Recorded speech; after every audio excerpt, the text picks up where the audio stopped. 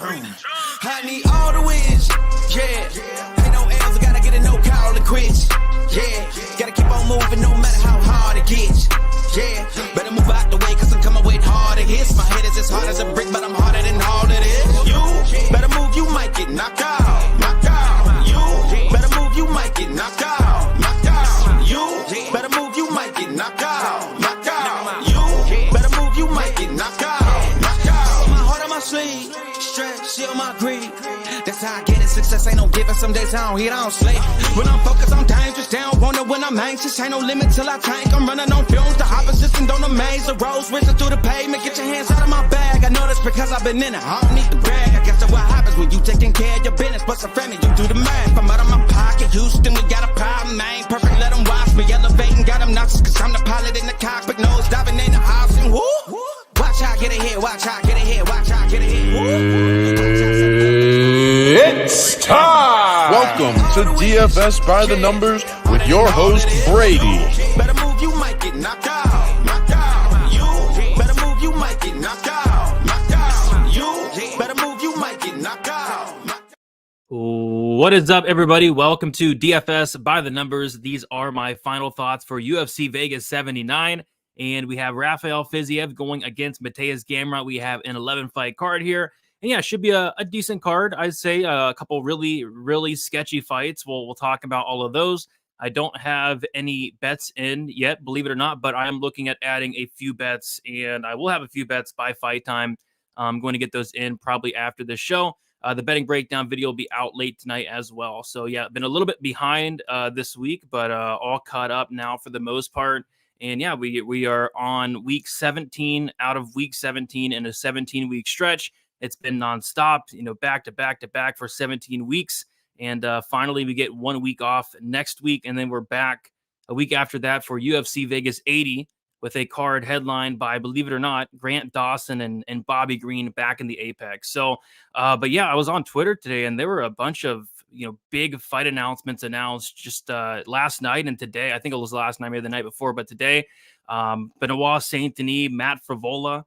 We got Davison Figueiredo going against Rob Font. Some really fun matchups announced in the last couple of days. So looking to end the year strong and some really good cards to end the year as well. I'm really looking forward to UFC 295. And then UFC 296 looks to be a phenomenal card to end the year. I think that's December 16th. But before we get into it, if you guys can please do me a favor, leave a like on the video, subscribe to the channel. Like I said, my betting breakdown video will be out tonight. And then tomorrow I'll be doing Best Bet with Gordo. And that'll be 3 o'clock Eastern time, 1 hour prior to the prelims. But let's see what you guys are saying in the chat here. We got Tony in the chat saying, what's up, Brady? Looking to make some money before the week off from UFC.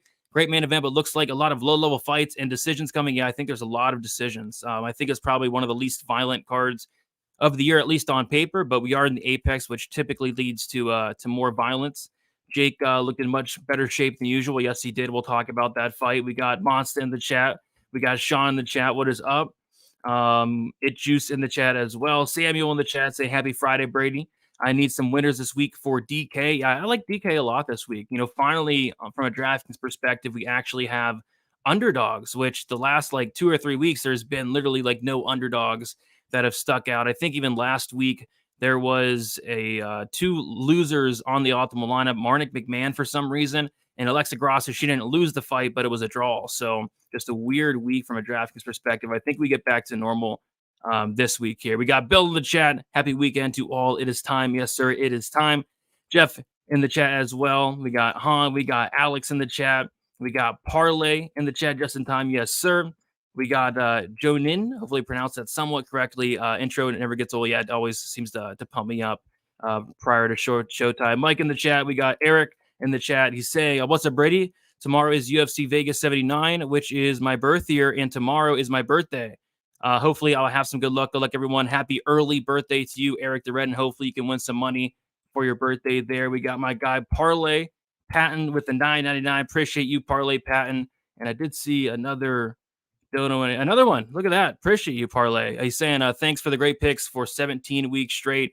Appreciate that, Parlay. Appreciate the dono and appreciate you for rocking with me the last 17 freaking weeks. It's been a grind. It's been an absolute grind. Carda in the chat, what is up? John, tomorrow's your birthday as well. Happy early birthday to you as well, John. Usman with no handshake at the face-offs. Yeah, that was probably the most intense face-off for probably what's going to be the most boring fight tomorrow. We got Original in the chat. It's not my birthday, but my birthday's coming up in June. We got Alexander, press the like button. I agree. Jake Collier lost weight. I'm avoiding that fight. I feel Collier could get it done more so now after seeing him at weigh-ins. I saw him on Twitter earlier in the week, and it looked like I thought he was going to weigh in at like 230, 240. Ended up weighing in at 255. So, but still, he looked a lot better, I'd say. We got LJ in the chat say, let's go, Brady. Can't wait for this card. Great fight night. Yeah, pretty solid fight night. Not as good as Noche UFC last week, which was awesome, other than the shenanigans with the refs and the judges, but great card nonetheless. We got Jesus in the chat. You are the man. Appreciate you. We got DGen for life. Collier is going to suffocate this fool with his belly. Looks like he doesn't have much of a belly anymore. I mean, the guy cut some serious weight there. We got Asai saying, yo, what up, brother? I'm not fading Usman, but good luck. I don't know if I'm even betting on that fight. I don't really want to be honest. It's just a very low level, sloppy, greasy fight. We got Tom saying sketchy card. Absolutely. Some really sketch. Oh, how can I forget Wonder Boy versus Shavkat? Yeah. Gosh, poor Stephen Thompson. What are you doing? What are you doing, Stephen Thompson, accepting that fight? Like, that is a very bad decision from Stephen Thompson, a guy that, typically shows great at fight IQ. That is not a great fight IQ move right there, accepting a fight with Shavkat Rakhmonov. I mean, that is ridiculous. But you joined late and got, if you think I'm betting on the Collier Usman fight, I mean, I don't, you might be a little bit new here. I don't, but we'll see. I don't have any bets on this card yet. Like I said, I'm going to talk through it with you guys, the chat, and talk over my thoughts, and I'll be placing some bets in a little bit. There are some spots sticking out. All right. Collier's looking in shape. Yes, he is. Do you think he'll get the win? Man, that's like the most talked about fight thus far, guys. Maybe. We'll see. It's a very, very low level, terrible fight. So, but it seems like it's drawing a lot of interest. But yeah, guys, let's get into it. We're going to start with the first fight on the card. We have Tamara's Videl going against Montserrat Rendon. And we got Videl as a pretty big favorite here. She's currently sitting at minus 250. Montserrat Rendon is sitting at plus 210. And I mean, obviously, for the love of God, don't parlay Tamara's Videl at minus 250. I mean, that's ridiculous. I don't think she's that great. I was actually really low on her prior to her coming into the UFC.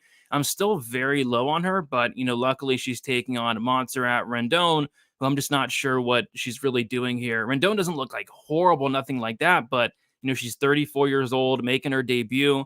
She's fought nobody whatsoever, just very untested. So, yeah, this is a spot where Videl probably should go out there and win. But, laying minus 250 on Tamara's Videl just doesn't seem like a great long-term strategy. So what I was maybe considering was a potential inside the distance bet for Tamara's Videl. But if I bet that, it would mean I have to, put money on this fight, which is something I don't really want to do. But Tamara's Videl inside the distance is around plus 250. She's able to finish Ramona Pascual with that flying knee. She was able to finish her opponent prior to coming in the UFC with a submission, a heel hook. And then she also has a, Kimura, back in the day as well. She's a brown belt in BJJ. She has some power. So I was maybe looking at Tamara's Videl inside the distance. I'm not sure if I'm going to pull the trigger on it or not, but, that was kind of the one spot that did stick out from a betting perspective. From a DraftKings perspective, 9,000. It is steep for Tamara's Videl, but, I think she has some sneaky upside here. I think she's going to be semi-low owned, and I think she has some sneaky finish upside as well. So I don't hate Tamara's Videl on DK. And then I'm still considering potentially maybe placing a finish bet on Tamara's Videl. Montserrat Rendon, she's 5-0. She's never been finished, but, she's not fought anybody at all. So, yeah, we'll see. But give me Tamara's Videl to get the job done here. How likely do you think Fiziev gets the KO in the first? Probably not that likely. I could see him knocking down Gamrot, but Gamrot's really hard to get out of there. I mean, Gamrot gets knocked down a lot, but to knock out Gamrot, I'm not sure if he does. I got 10 units on Usman. Holy crap. Hope I don't regret it. I mean, no matter the outcome, I mean, that's something I would be regretting. Like, I'd regret even having like a half a unit on that fight. But I mean, to each their own. Best of luck to you. Usman denied Jake the handshake at face-offs. Then some words were exchanged. It makes for a better fight. I want to see it even more now. Yeah, I guess people are excited about it. Maybe fight of the night. Um, Usman was so mad at weigh-ins, gonna push Collier against the cage so hard. That's how I see the fight happening. I think it's gonna primarily be a very boring fight. Got Tony saying, "Wow, 2 contender series level fights to start the card, followed by the blockbuster of Collier versus Usman. Can't get any better than that." Yeah, the first few fights are just rough. We got Kristen in the chat. Hey, Brady in chat. What is up, Kristen? David saying Videl will get the KO flying knee. She did it last time. I don't know if she's gonna do it this time here. LJ says he has some very unpopular opinions coming up. Can't wait to hear them. 10 units on Usman, you got balls, my friend. I think even like 1 unit would be too much for me on that fight. But I mean, if he hits it, it's a phenomenal hit there. But we'll see. All right. We will move on though to Mizuki Inoue going against Hannah Goldie, and I'm not going to spend too much time on this fight. I don't have much to talk about. Mizuki Inoue minus 320 though. My gosh. She's taken a 3-year layoff. She's coming back. There's a lot of reasons not to lay minus 320 on Mizuki Inoue, but at the same time, I'm never picking Hannah Goldie to ever win a UFC fight. So by default, I have to pick Mizuki Inoue, but that does not mean I don't have to bet it, and I'm not betting it. It's a fade from a betting perspective. From a DraftKings perspective, there is no way I'm getting to Mizuki Inoue. If anything, I don't think like Hannah Goldie's like the worst cash play in the world, just because she is very high volume. I think this fight does go 15. I think Inoue by decision is the most likely outcome, but just nothing I really want to put money down on. The layoff is kind of sketchy, but if Inoue shows up looking like her old self, she should win this fight. And I don't really see Hannah Goldie giving her many problems. So give me Inoue, but just no interest in this fight whatsoever. Inoue by sub, yeah, on paper, I kind of looked into that, but I mean, Mizuki Inoue just doesn't really seem to be proactively grappling. It's been a while. The last submission win that Inoue had was back in 2016, which at this point was over 7 years ago. So yeah, maybe I don't think so. I can't put money on it, and the odds aren't even good on the sub regardless. But yeah, that's not really been her game the last like 7 years. I needed all the wins. Yes, I'm betting all of this. There you go. Yeah, some people like betting fights like this, but yeah, I can't lay minus 320 on Inoue. I can't do it. All of these female fights have lines that just scream stay away. Yeah, the female fighter that I feel the best about is probably Marina Rodriguez, but even then it's like minus 300. What are you going to do? What did you say about the first fight? I forget. I mean, it's tomorrow's Videl, Montserrat Rendon. I don't really know what else you want me to say there, to be honest. A completely inactive fighter versus a girl that got KO'd by Molly the Can pass. Yeah, it's ridiculous. But yeah, we should definitely move on to the next fight. We have the people's main event. We got Muhammad Usman going against Jake Collier. Let's see where the odds are at now. A lot of money has came in on Jake Collier throughout the week. So Muhammad Usman is currently sitting at minus 138, and Jake Collier sitting at plus 118. It's one of those spots where, I mean, I feel like this fight could go either way. It's a striker versus grappler matchup where on the feet, Jake Collier's the much better striker by a mile, and it's not even close. Not because Jake Collier is the greatest striker in the world, but it's because Usman's the worst striker in the heavyweight division by a mile. Muhammad Usman's landing less than 1 strike per minute, 0.92 strikes per minute with a 27% accuracy, which means he is not throwing anything. And when he decides to throw, he misses more often than not. So for Usman to win this fight, he is going to have to push, Jake Collier against the cage, potentially take him down. And this is a fight that I just feel like I don't really need to bet on. I feel like the juice isn't worth the squeeze. Like, is it really worth losing, years off your life betting on this fight?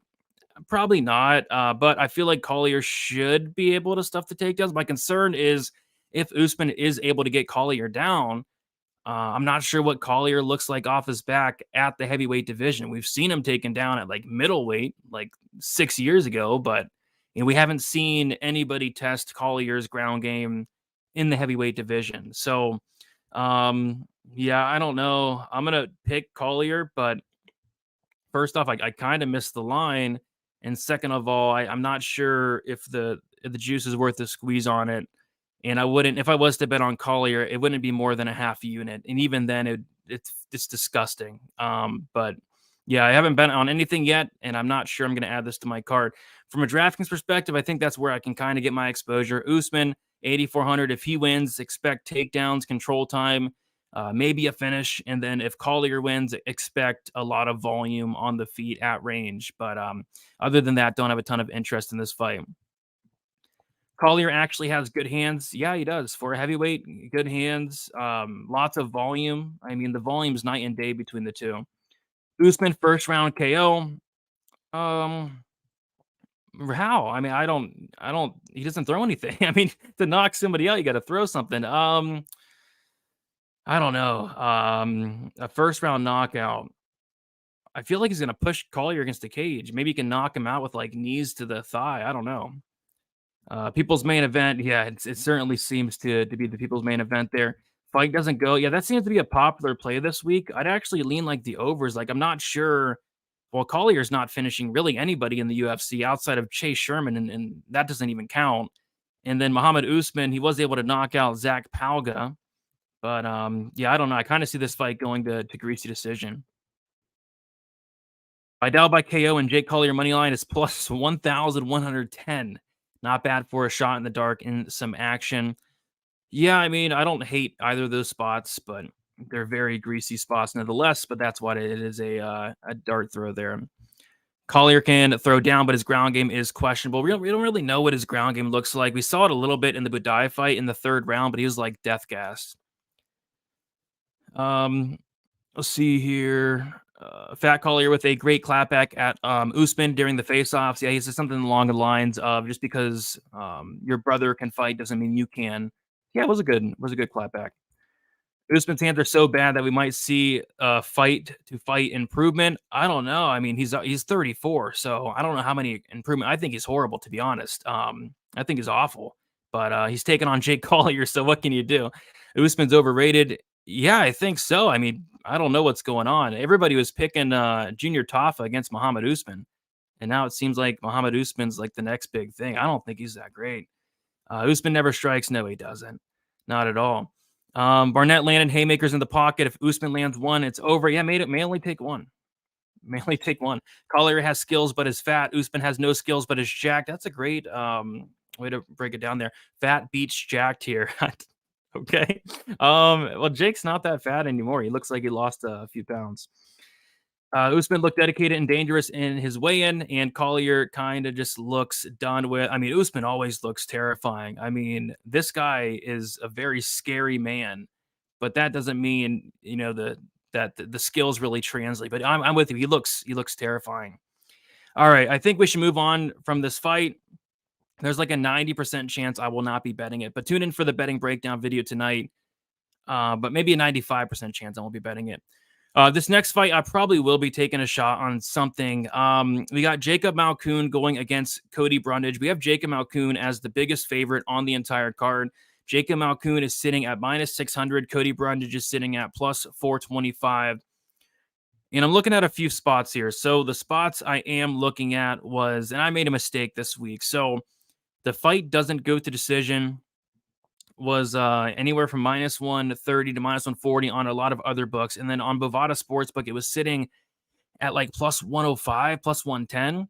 And I didn't pull the trigger on it because I don't know. I thought, you know, the line wouldn't move too much, but it did. So I could have got the fight doesn't go at plus 105. I think it was plus 110. Did not pull the trigger. It's now sitting at minus 125, minus 130. And I don't know. What concerns me about a potential violent spot here is Jacob Malkoun is just not a finisher at all.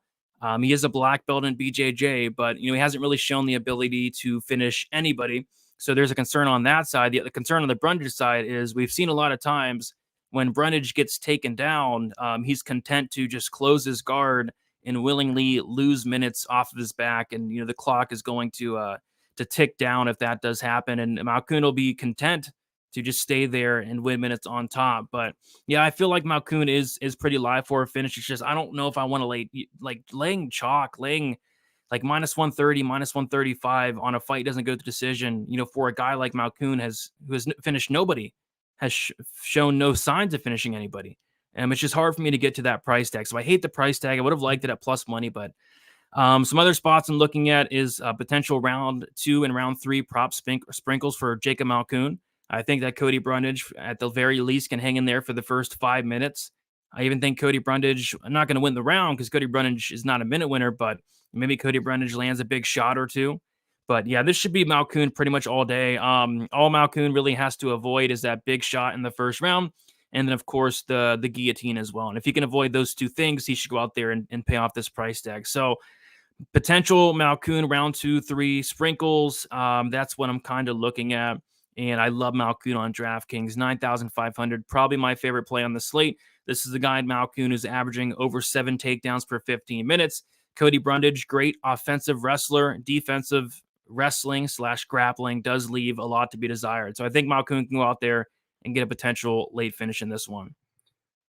See what we got in the chat here. I think Jake Gasses and Usman gets a second or third round finish. Well, they're both going to gas, that's for sure. What do you think about Malkoun over 3.5 takedowns on Prize Picks? I like it. That is one of the 7 spots that stuck out to me this week, is that Malkoun over 3.5, because Malkoun does land 7.4 takedowns per 15 minutes. So if it does go and get extended, which I think it will get extended at the very least, I don't mind that over 3.5. This fight gives me minus 500 Jamie Malarkey versus Naiman vibes. Cody by KO in round 1 or 2, plus 800 and plus 2,500. That's how he wins. That's how he wins. Just a sprinkle. Nothing wrong with that. That's his win condition. He's not winning a decision. He's probably not pulling off that gilly. If he wins, it's going to be a first round knockout. But yeah, so I like Malkoun here quite a bit. Not sure I'm going to play it yet. Maybe some round 2, round 3 sprinkles. But LJ does bring up a good point. Like Cody Brundage first round knockout could be interesting. I saw Clint was on it. Forget what number he got, but if you're gonna play Brundage, that's how you do it. So Cody Brundage round 1 in general is like plus 1,700. That doesn't seem right. That's got to be wrong. But Cody Brundage first round KO. Plus 2,400. Yeah, I don't hate that. That's probably his win condition there. I want to see if that line's actually still there, because that's not a bad look. Cody Brundage.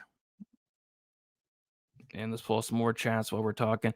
Brady, what is your lock of the week? I don't have a lock of the week. Nothing is a lock. My favorite spot, I don't even know. This week, I don't know.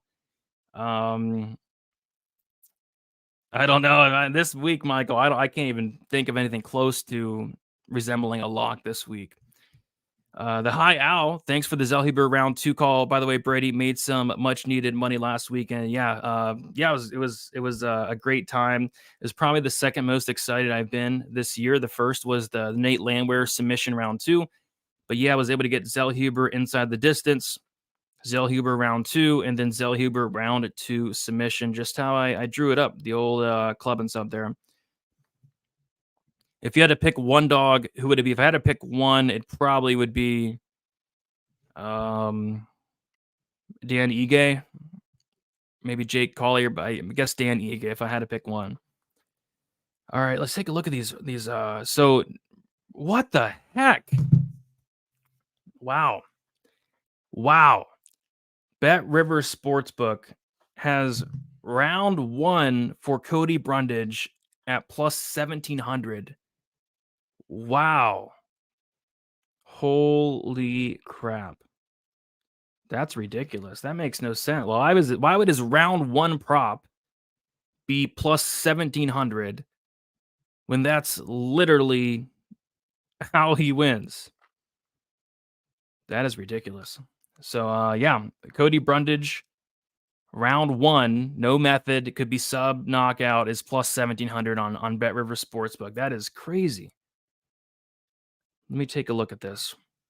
And everywhere else, that round one prop is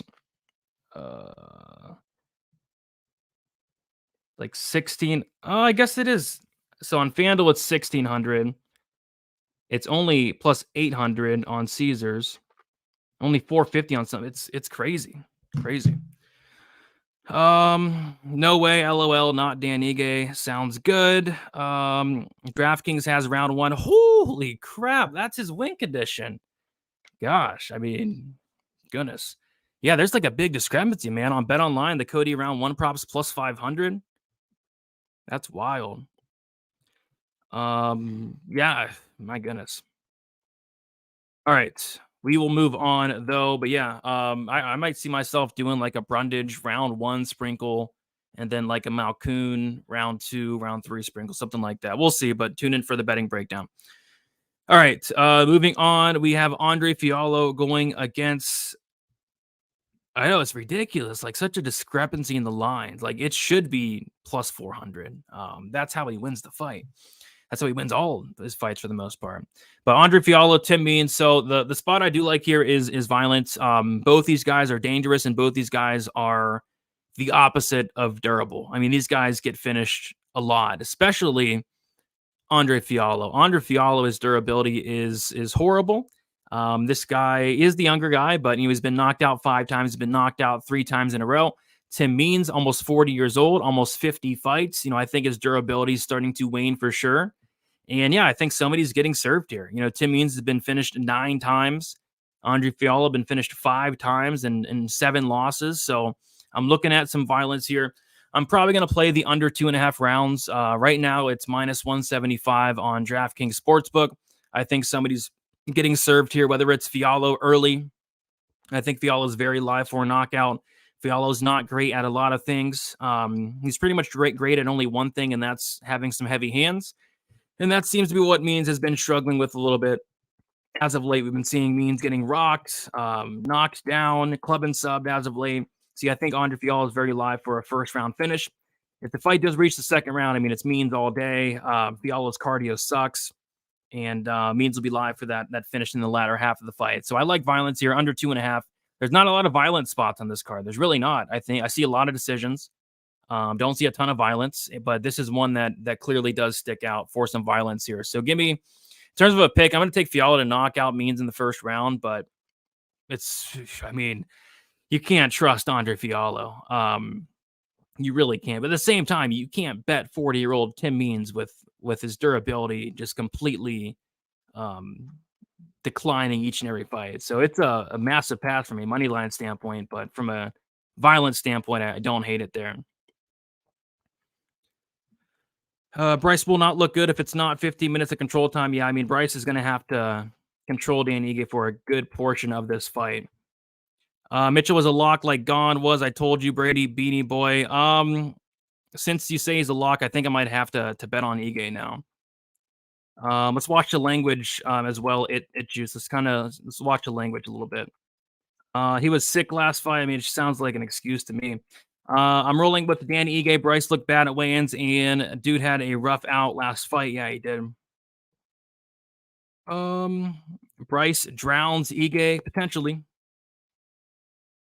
Fiallo KO. Brady is a real conservative bettor. I mean, I hope you're not saying that as a bad thing. I mean, I'm plus 60 units this year with a 19% ROI, coming off of a 9+ unit night last week. I don't know what else you want me to do at Juice. I feel like you're just hating a little bit. Good luck with your Mitchell bet, though.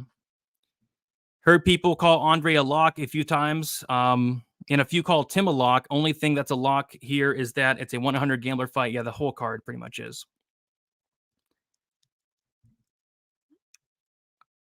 You do what? You do what, Robert?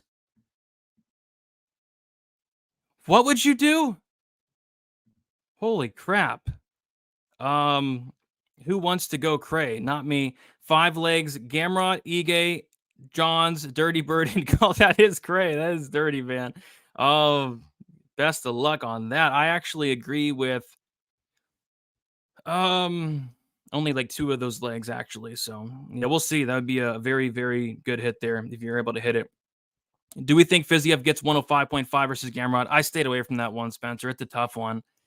He does have 25 minutes to work with, but I feel like he is going to be getting held against the cage for a good portion of this fight. He's not going to get any takedowns. He might get a knockdown. He will stuff a ton of takedowns, though. Actually, I don't hate that. Just because he's going to stuff like a lot of takedowns. No, not a bad thing. Just saying that's your style.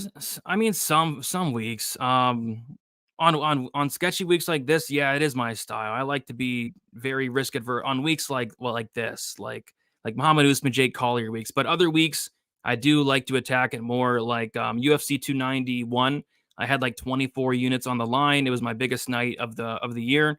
But on this week, yeah, I'm being very, very conservative, but rightfully so, for a very good reason. I am.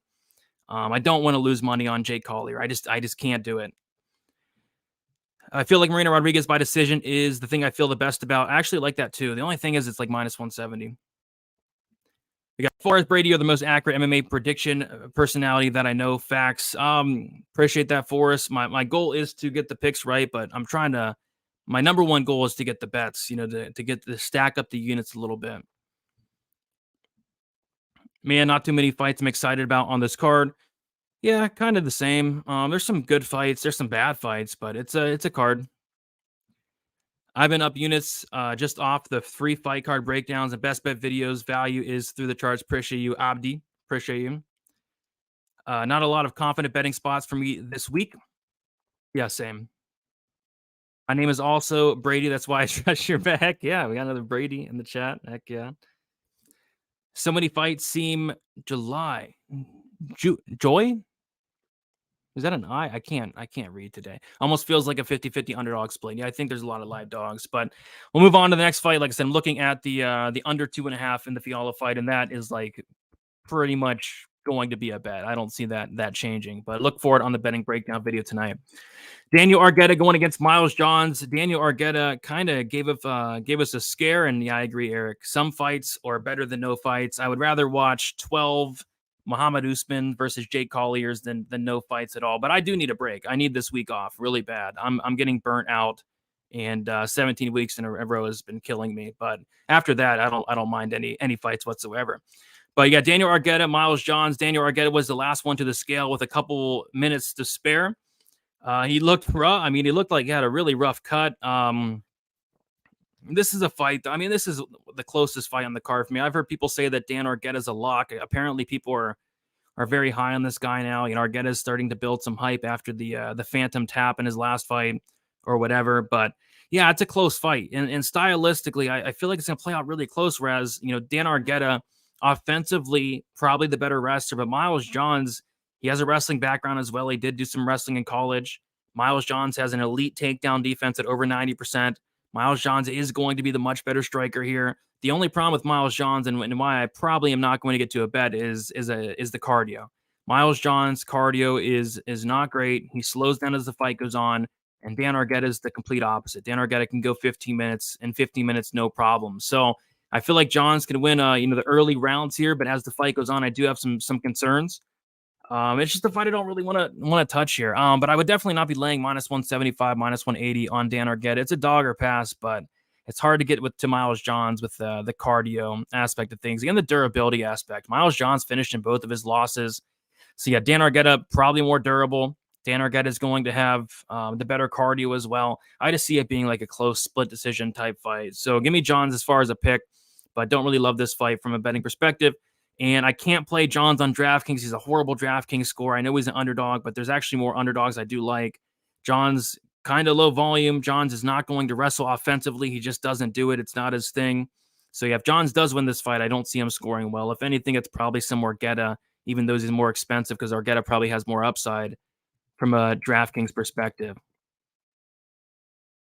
I think I meant Juicy. I think they meant Juicy. Oh, you're good. You're good. It happens. One of mine, Videl, Mizuki, Argueta, Malkoon, Means, Greasy.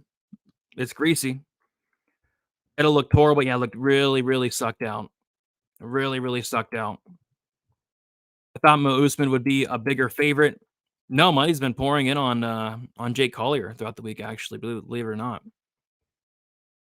If John hits him body head in the first, Argetta may go down. If not, Argetta may take over. Unknowns in this one are scary. Yeah, I agree. A lot of unknowns, and it's the cardio that worries me for the John side, because John's does slow down, like clearly slow down as the fight goes on, and Argetta is going to be pushing a wrestling heavy pace, so we'll see.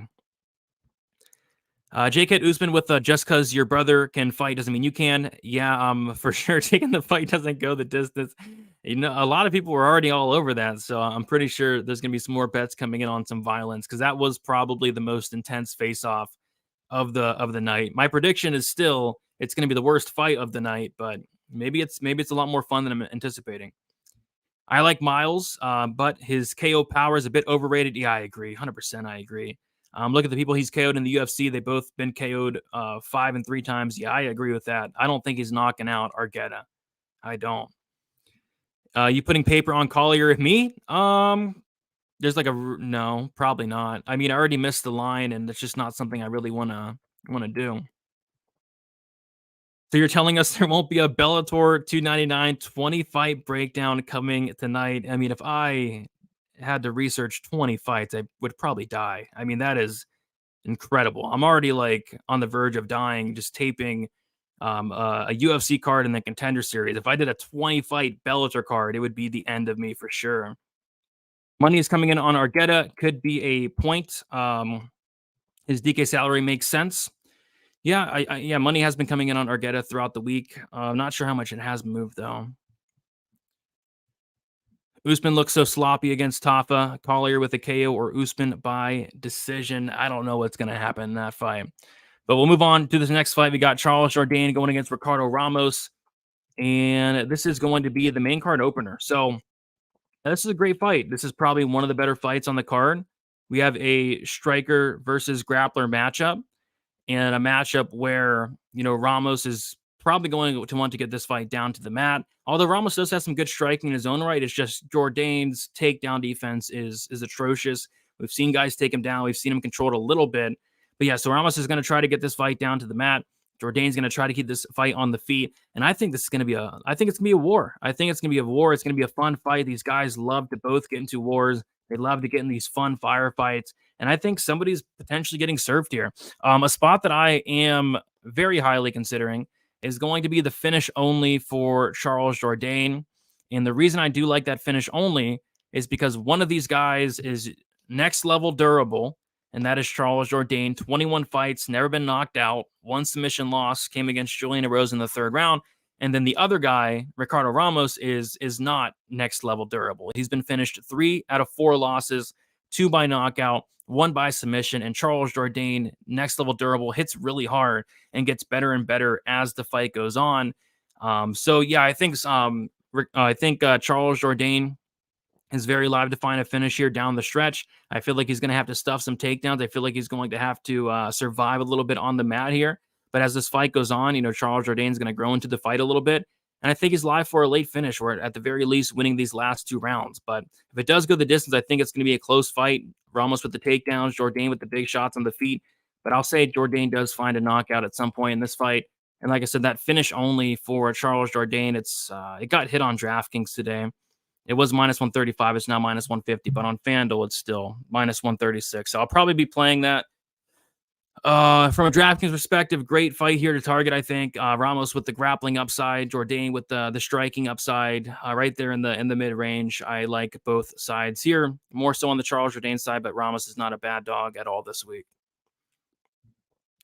Brady, the 2% of haters on your channel is laughable, man. Please find the humor in their inaccurate hate. I mean, it gets a little ridiculous sometimes, but it's all part of the game. Kristen saying, I feel like I jinxed the Canadians when I bet on them, so I'm staying off for Charles. Say, I really appreciate that, because I'm probably going to bet that finish only there. Should be a good fight, but Jourdain is sometimes very passive. He was in his last fight. Like, I'm not sure why he was in his last fight, but yeah, he was in his last. I think he was fighting super smart. Charles is one of my most confident picks. Round 2-3 KO or 29-28 decision. I'm seeing it pretty much the same way. 1 unit paper on Usman, minus 130.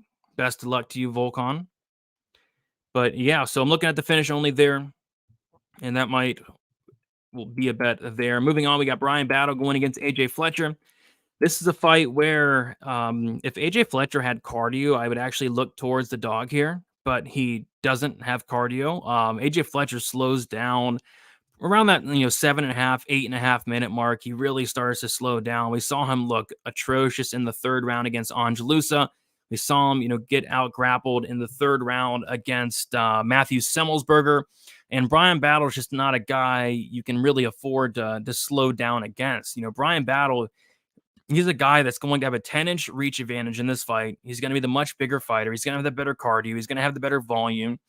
Brian Battle is going to be dangerous wherever this fight goes. On the feet, Brian Battle clearly has a ton of power. And then on the mat, Brian Battle does have a sneaky submission game as well. He's been able to get multiple submissions. Gilbert Urbina, he submitted Andre Petrosky in the second round in the Tough House. So I think it's a tough matchup for Fletcher. If he had 3-round cardio, I think it could be a good matchup, but just because Brian Battle's takedown defense is horrible. I mean, Brian Battle is rocking a 38% takedown defense. A lot of that did come, due to Renat Fakhretdinov, but still, Brian Battle can be taken down. It's just, can AJ Fletcher take Brian Battle down and do that for 15 minutes? And I lean towards no. I lean towards no, he can't. So I see Fletcher having some success early with the takedowns, but as this fight goes on, I think Battle's going to start to wear on him. Fletcher's going to start to slow down. And I see Battle finishing Fletcher in that second or third round. From a betting perspective, there's a couple things I'm looking at here. Looking at potential Brian Battle 2-3 sprinkles. They're actually, somewhat juicy there because Battle has been, starching these guys early as of late. Starched Sato early and starched Gabe Green early. But I feel like AJ Fletcher can actually win this first round. Looking at it from a live betting standpoint as well. So looking at the live bet, looking at the 2-3 sprinkles, and then looking at just Brian Battle inside the distance in general. I know a lot of people are taking this fight to go the distance. Maybe both these guys are super tough, but I just don't trust the cardio of AJ Fletcher. Against Brian Battle, I'm not so sure he makes it 15. So not sure I'm going to bet this fight yet. 2-3 sprinkles for Battle, maybe Battle inside the distance, something like that. But I do think Brian Battle does get the finish down the stretch. From a DraftKings perspective, both sides are in play here. Brian Battle, like I said, probably loses the first round, but some finish upside there in the 2-3. And then AJ Fletcher, if he is able to go out there and survive, win the first 2 rounds and then survive, he's going to put up a big score with the wrestling. I mean, the game plan is going to be there. It's just, can his cardio keep up? So yeah, solid fight to target on DraftKings, but I think Brian Battle gets him out of there late. We got Mr. Wabbit in the chat. What is up? We got Jason in the chat. How's it going? Saying Brian Battle's winning. You got Brian Battle winning. Yeah, me as well. Brady, you doing any NFL tonight? It's Friday, right? No, I'm not. No, I'm not. But my fantasy team is not doing too bad this year so far. Just got here. Think Malkoon pays off his salary? I do think so. We got Parlay saying, F these haters. Brady, you kill it. Appreciate it. Parlay. The haters have died down the last couple months. When you're having a lot of success, it seems like the haters just they go away. So that's good. But one bad night and they come back. Let's see. A battle and round 2 to start. Ooh. I like that. Nobody seems to be on AJ. I know my guy, Lou Betcha, is on AJ. I think I saw another guy on Twitter that was it. I don't know. Somebody else was on AJ. There are some people on AJ and AJ by decision. This card seems awful from a betting perspective. Yeah, I think so. That's why I have no bets right now. But there are some spots that are kind of sticking. And nothing like that are complete smash spots. But there are some things sticking out. AJ Fletcher by bicep flat. I can see it, dude. I can see it. MLB. My bad. I'm going for Texas. No, I haven't looked into MLB in years. The last time I probably looked into MLB was like 2016. It's been a long time since I've done any MLB stuff. I've been hoping to see Battle lose for 3 fights. This is a tough fight. You're hoping, yeah, Battle, he went out there and beat Gabe Green in his last fight. I think he did lose. I think 2 fights ago was the not fight, maybe 3 fights ago. AJ Hayne winning. We'll see. Your channel is fire. There are only 2 channels that watch MMA picks, but your advice I find myself taking the most. Keep killing it. Appreciate that, Tim. Appreciate the kind words there. Brian Battle got a quick finish in his last fight. Any chance that will happen again? AJ Fletcher's really tough, so I'm not sure he gets him out of there early is the only problem. 49ers easy money last night, taking those winnings to this boring card and hoping for the best. Yeah, they were easy money, but they had to have been, I didn't check the odds, but they had to have been like minus 600, right, Michael?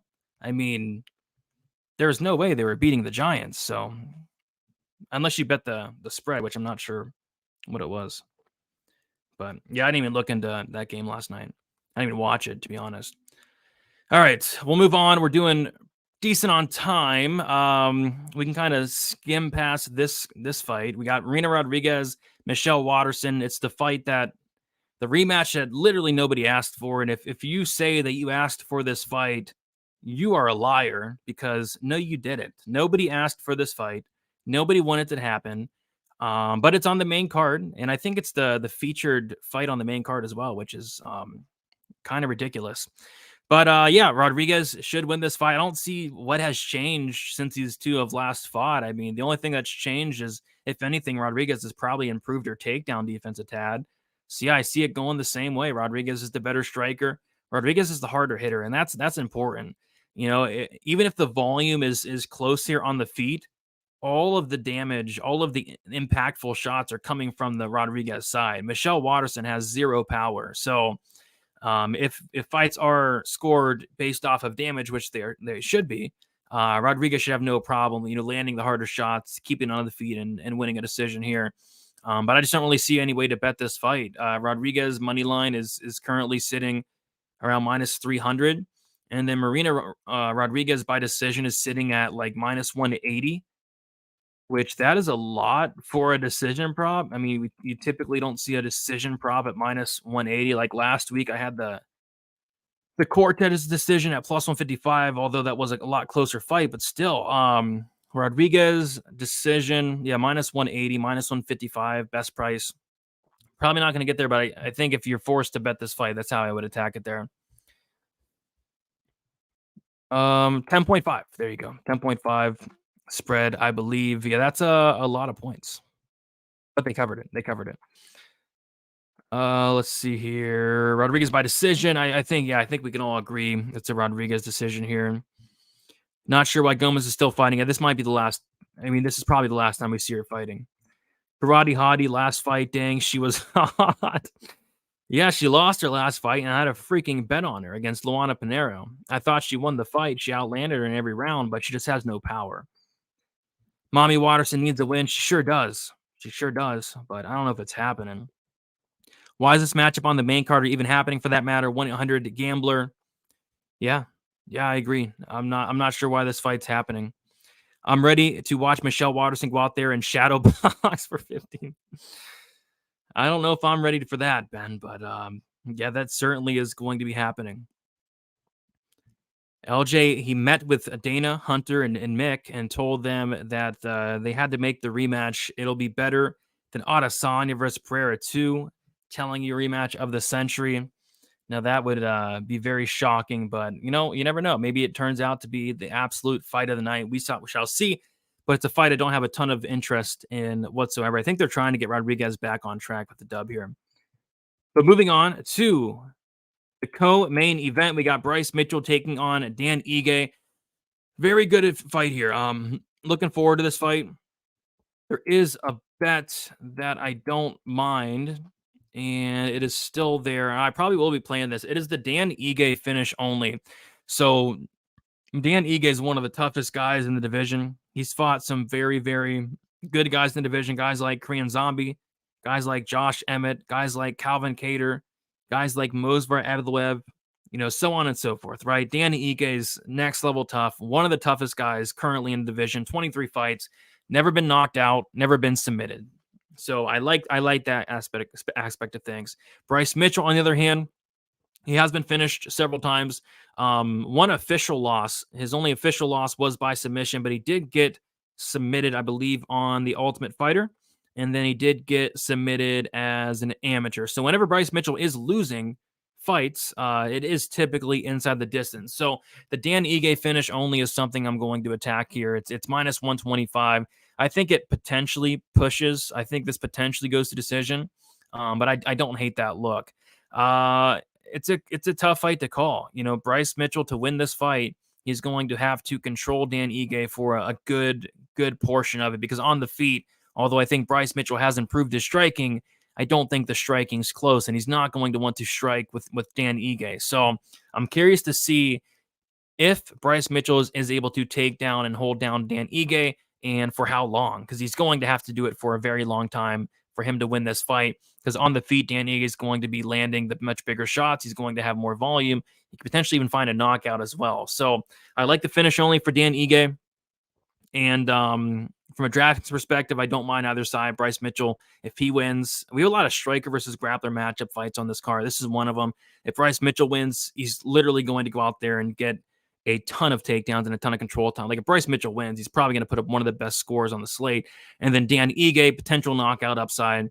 I don't mind about 8 or 7,400. So give me the finish only on Dan Ige. I'll be potentially taking a shot on that one there. Let's see. I joined Underdog last week and I won 1K with Daniel Jones interception. Dang, there you go. Cool site. Want to use it for UFC. I don't mind some Underdog for UFC. Thank you again, man. You're amazing. Appreciate you, Maracosta. I like Ige. I don't mind Ige. And Ige is the best dog on the card. I think he's probably my favorite. Yeah. Thug Nasty round 2 submission. If he finishes Ige, I'd be pretty impressed. Auger pass, agreed. I think Bryce is overpriced, but should be the fave. I can agree with that. I saw Bryce Mitchell at minus 115 like 2 weeks ago, and I didn't mind that. But now he's like minus 200 something. Like it's a little bit disrespectful to Danny Ige.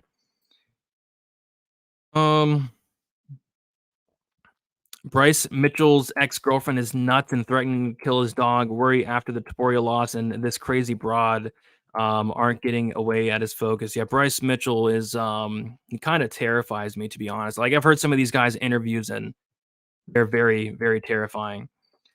If he looks minus 200 against Dan, I'll be very impressed. Same. That'd be a very good win. Very good win. In your best bet article, you had DG plus 3.5. Yeah, plus 3.5 point spread. I've been debating back and forth between do I like the point spread or do I like the finish only? And I think I'm starting to lean more on the finish only. We'll see though. But yeah, that's another play that did stick out. The Ige plus 3.5, but the plus 3.5 point spread. The only thing that scares me about that is the crooked, corrupt judges. Because I can see Dan Ige, winning some rounds and then the judge, scoring the fight 30-27 or 30-26, maybe throw a random 10-8 in there for Bryce Mitchell. But yeah, I don't hate either, but I think I'm starting to more so lean on that finish only there. And the Ige plus 3.5 it was minus 125. I think it's minus 140 now. Minus 135. There you go. Ige late finish or decision. I could see him winning round 1. Even Andre round 1. Round 1-1. Gotcha. What is Ige plus 3.5? It means he has to either finish the fight or win 1 round on all the judges' scorecards, or for example, maybe a judge scores it 29-28 Ige, and then another judge scores it 29-28 Mitchell. And then that's already good enough to get you your plus 3.5. He has to win at least 3 rounds combined. At least 3. What is up, Bailey? All right, so we will move on to the next fight, the main event. Rafael Fiziev going against Mateusz Gamrot. Nothing's really sticking out here. I think the line is right about where I'd put it. Minus 155, Rafael Fiziev, plus 135, Mateusz Gamrot. If this was 3 rounds, it would make it a lot easier for me here. But it is 5 rounds, and that does scare me a tad, because we've seen Fiziev slow down, not in 5-round fight, but like 3-round fights, like multiple 3-round fights. He's going out there against guys like Alex White, Mark Diakese, Bobby Green, and either being really competitive or losing these 3rd rounds. So that's a concern there. I will say, I think his cardio has improved. He looked a lot better against RDA in the 4th round. Against Gaethje, he slowed down. He lost a step in that third round. He wasn't like completely like gassed out. So I think at the very least, Fiziev can go out there and win these first three. I don't know if he knocks out Gamrot, though. I think the knockout prop could be interesting because at the very least, I think Fiziev can knock down Mateusz Gamrot, but knocking him out, I'm not sure. You know, Gamrot's been knocked down in his last three fights, but his recoverability seems to be very good. I think this fight probably does go the distance. I think it's potentially competitive just because I see Fiziev slowing down as this fight goes on. And like I said, I think the line's about right. Fiziev probably wins these first three rounds. The last two probably get a little bit iffy. Or maybe Fiziev does knock him out. I'm not sure. But no bet for me on this fight. I will not be betting this fight. But I think Fiziev probably gets it done. Let's not get any 10-8s on this card. Yeah, we'll see. We will see. Gamrot getting knocked down in the last few fights. That's the key, though. He's getting knocked down. He's not getting knocked out. Fiziev's going to KO him in under 3. I don't, maybe. But Gamrot is recovering like right away. Each time he's getting dropped, he's recovered like in a split second. So his recoverability seems to be pretty good. The spread was 49er spread. My bad. All good. All good. Yeah, they were pretty big favorites there. Fiziev KO round prop sprinkles I feel like this will look similar to the RDA fight. I think if there's a knockout, it's actually early. I know the RDA knockout came in the 5th round, but I kind of lean it being early there.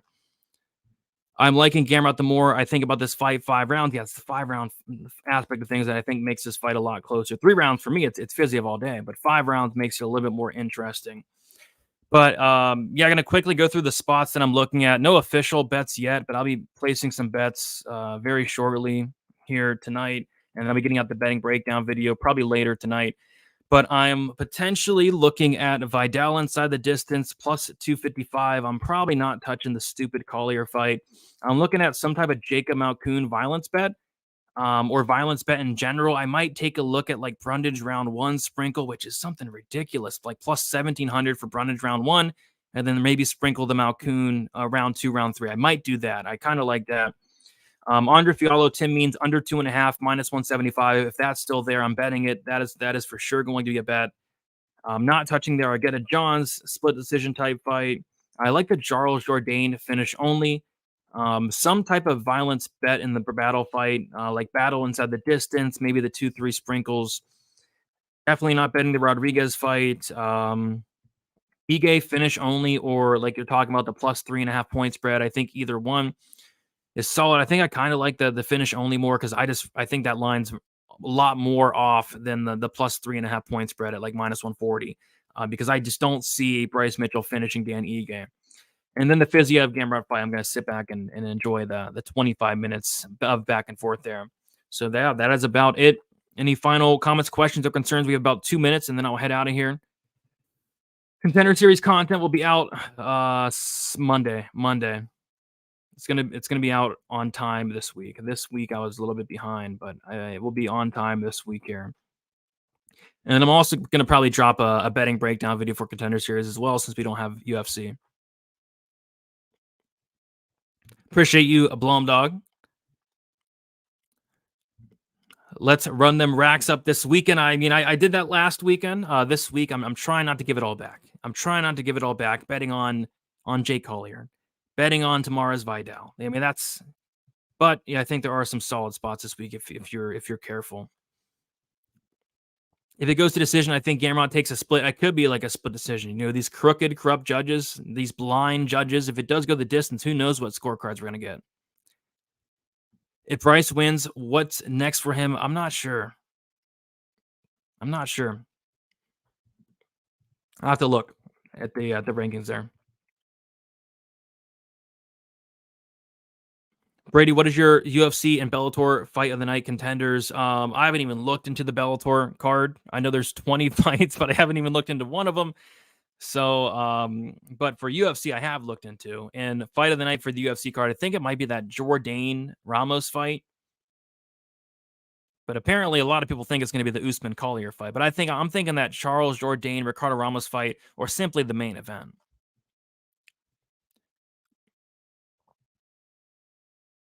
Thanks for the Zellhuber sub 2 last week. Don't thank me. Thank Daniel Zellhuber for the beautiful club and sub. That was beautiful. All right, keep it back on the contender. That's what happens, man. The contender series is a landmine. You got to be careful on those contender series fights. All right, guys. Best of luck, everybody. Leave a like on your way out. Subscribe to the channel. Check out Best Bet tomorrow, 1 hour prior to the prelims. We got a good show tomorrow, 3 o'clock Eastern time. We'll see you there. Be on the lookout for the betting breakdown video. Best of luck, everybody, for UFC Vegas 79.